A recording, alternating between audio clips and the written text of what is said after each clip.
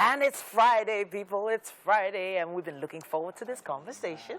Yes, we have been. With us now is Angolan-born and also Australian-raised Lisa Viola, who signed on an international deal with Nigerian record label Dream Empire. If they sound familiar, that's because that's the same producers who have delivered Afrobeats hits from Grammy Award-winning Burna Boy. Now, she's right here with us. You are welcome, Lisa. Thank you. Thanks for having me. Good morning. It feels like you flew a long way to get here. It was a long way to get here. So I flew via Doha, and it was like a 19-hour layover. Wow. 19-hour layover? Yeah. It was during COVID, so there weren't that many flights. Okay, so you've been here since then? I was the only person in the airport. Oh. Yeah, it's been over a year. Yeah. Okay, that's nice. How are you finding Nigeria? Do you like the place? Do you like our heat?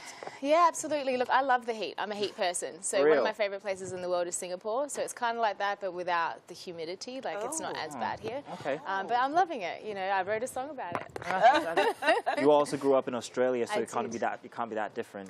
I mean. It's different because we have it varies quite a lot. So, you know, we have our winter, which is super cold, whereas I've been here for a year now and it's very moderate. It kind of stays the same. It rains, but it stays hot. Okay. Whereas we get cold winters. So this is an opportunity for us to learn a little bit about Australia, the real Australia, not the stuff we see in movies. We see the outback, we see kangaroos, spiders, koalas, snakes. Yes.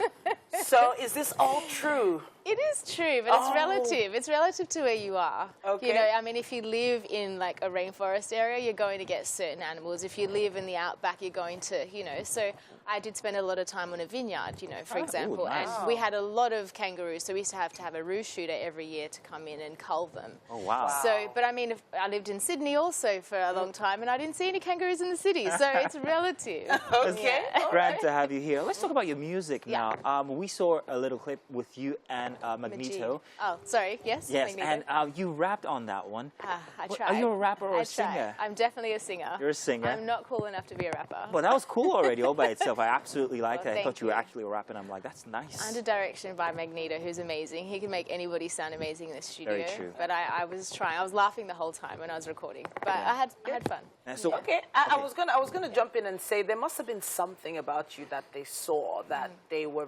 interested in signing you. What do you think that was? I think it was just that they'd seen me struggle for so long. No.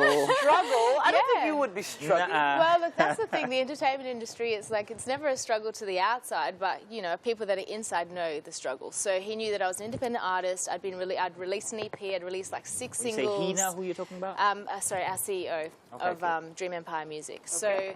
You know, he'd seen my catalogue. He's like, wow, you've got this amazing catalogue. Like, why aren't you bigger? Like, what's going on? So when I sat with them and talked to them about my career, it was like, okay, well, this is where we can come in to really help get your name out there, build your brand, and match you with, you know, some of the best producers in the world, which we felt were here. So I was like, let's go. She just said that the best producers in the world. I wanted to jump on that. They're Grammy winning. They're Grammy winning. They're the best in the world. Fantastic, true. But you had a choice. You chose Afrobeats. Yes. Why Afrobeats exactly? Look, I don't know if I chose it or it chose me. I was just being. I'm part of the African diaspora. So when you're raised in outside of Africa, you're always kind of put in that category.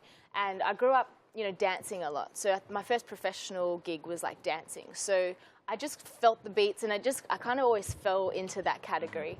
And then I was doing shows and opening for artists, and it just was a natural progression. And we have like reggae, dancehall, Afrobeats. They kind of just group us all together in Australia. Okay. So we're the ones doing the parties. We're the ones like opening for the acts, the international acts that tour.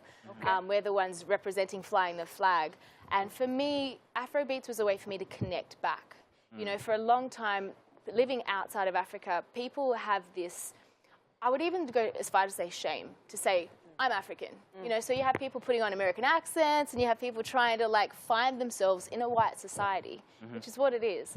And, you know, there was this stigma, unfortunately, overseas. And so when this Afrobeats came through, it was the culture, it was the music, it was the clothes, it was like, Davido, Skelewu, and everyone's like, it's a way for us to connect and be proud. Like, it was coming through, and that's how we felt. And we were like, yes, like, let's fly the flag. Yes, so we were the ones in America, in the UK, in Australia, like, saying, this is who we are. How do they reconcile the accent, however? What accent is that? This is definitely Australian. Yeah, so an African with an Australian accent are doing Afrobeat. Where now? This is so diverse. I sing, you know, and I'm a pop top liner. You know, that's who taught me. But the beats are always like gravitated towards Afrobeats and dancehall beats because it just felt right in my blood. Okay. Can I touch on the catalog?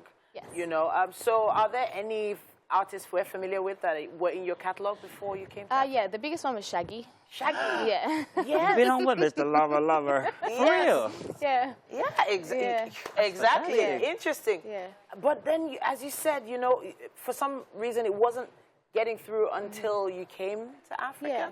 Well, look, I'm still on the hustle. I haven't blown Nah. yet. I haven't blown yet. No, you're always from Nigeria. You have blown. Oh, yes, of course. Yeah. So in recent times, we've seen people from across the world, big stars, tune to Africa and Afrobeats and try to make sure that Nigeria, they've got that sound. Now, this is your, oh, by the way, this is that one you were in with Hey, Shaggy. Was that all morning you? show. Oh, Lisa, hubba. I haven't heard that in so long. Hubba, hubba. So, why do you think international artists are tuning to Africa now? Because everybody wants to feature with an African artist. It's David O, Burna Boy, everybody. Yeah. It's CK, and everybody's you know, jumping into Africa, Yeah. picking an artist. The Baby was in Nigeria the other day. Kendrick Lamar was in Ghana just last week. Why are they tuning in, would you say, to African beats? Because they're amazing. Like, it's, you know, I mean, corporates are looking at the It's not numbers. because they're cheap to collaborate with, is it? No, corporates are looking at the numbers. We have huge streaming numbers. Look at the population here. Do you know what I'm saying? And then the actual artists themselves love Afrobeats artists because they're great. You know, they bring a vibe. It's all vibe. Africans just are all the vibe. They're all the sauce. They're all the flavor. And that's what people are tuning into, and they love it. So you can't, you know, once the numbers started getting there, no one's going to say nothing. Like. Okay, so, you know, earlier on the show today, we were talking a bit about messaging in music, you know, and the fact that it's not really about the message anymore. It's about the memes and the trends. And then the trends. Right. Well, so initially when you started, did you have a core message, and did you have to deviate at any point? Yeah. I think my message was always just flying the flag. Okay. You know, I'm biracial, but I was born in Africa. I was raised by an African mother, so I felt like I was always more African, if that makes sense. Okay.